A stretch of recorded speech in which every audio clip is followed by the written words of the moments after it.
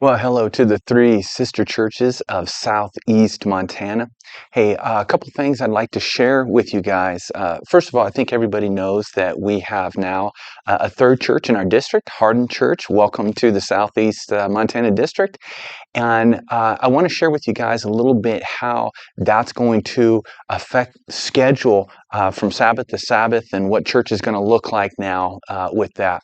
So, how we're going to do the schedule, it has previously been the first and the third Sabbath have been in Glendive, the second and the fourth have been in Miles City, and the fifth is what we kind of refer to as an open or a floating Sabbath. So what we're going to be doing now is the new schedule starting in May.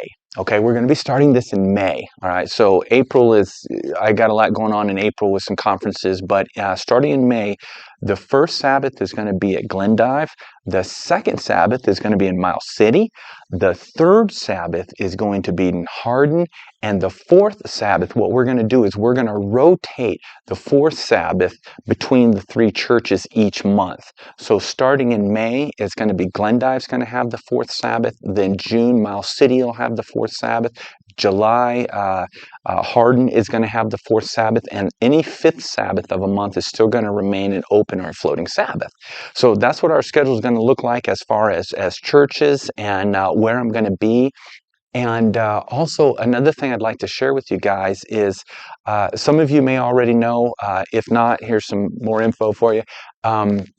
The conference has made a decision to give each district, not each church, but each district, $15,000 for evangelism. Okay, so what that means is now listen, that does not mean that we're going to divide the 15,000 equally among the three churches. That may happen, that may not. Okay, but it's also possible that it may be divided based on who's got what going on. Okay, so if one church has a lot going on and the other one doesn't, then a little more might be given to the church that has some things going on. So in May, I don't know the date yet, but Elder Ken Norton is going to come, and we're going to have basically like kind of, if you want to say, a town hall meeting. Most likely it's going to be at the Miles City Church, but we want to invite you guys. All of you guys from Glendive, all of you guys from Hardin, we want you guys to be present in this meeting, because one of the primary things that we're going to be talking about is what evangelism is going to look like for us as we move on through this year and maybe the beginning of next. And then we're going to discuss what to do with the 15,000. So please, I want to invite everybody from the churches to be present from that meeting. When I find out when that meeting is going to be, I'll get that out to you guys so you guys can get that written in on your schedule and be sure to make it. I think right now that's all we have this month, the month of April. I've got a couple conferences that I'm going to be gone for, so I'm only actually going to be here for 2 Sabbaths in April. The first one will be in Glendive. The third Sabbath is the next one that I'll be here for, and that'll be in Miles City. But again, that schedule that we just talked about is going to start in May. And there's one more thing I'd like to really encourage you guys as churches to do. One of the things that I want to avoid doing is I don't want to come into a church and say, hey, I think that we should do this for evangelism.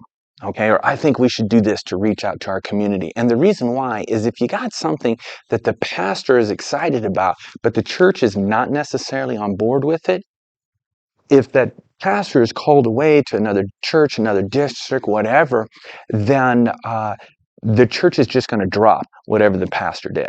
Okay. And so really, I'll tell you guys, I have been praying. I have been asking the Lord to impress each church how it is that he wants them to reach into the community. Because as we all know, each one of us are individuals. Our houses, our homes, our family structures are unique in themselves, and so are our churches. Each church is a unique entity, right? And each church is positioned in its community in a unique way. And that community is a unique community. Miles City is not Glendive. Glendive is not Hardin. Okay, so what we need to do is we need to be asking God, how do you want this specific church to reach into this specific community. All right. And as God unites our hearts in each one of the churches on how He is calling us to reach into the community, then we begin to get a vision that the local churches are excited about. And pastor or no pastor, those churches will take a hold of that vision and they'll move forward with it because they know that that is the one that God has given to them. Okay, and that really is my prayer. I have been praying to God for that. God, help each church get a vision from you on how you want them to work in the community.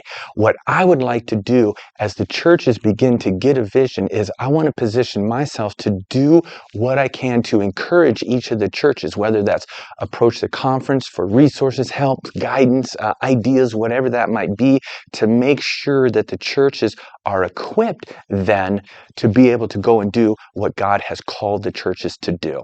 So, brief recap, new schedule on the churches starting on May. Meeting in May for the with the conference president for what to do and how to disperse the 15,000, and then also each of you churches seeking God individually on how He's equipped. God bless you guys. Look forward to getting into a routine here after the month of May, and just seeing how God is going to be leading our church. God bless you guys, and we'll see you next Sabbath that we're there. Bye bye.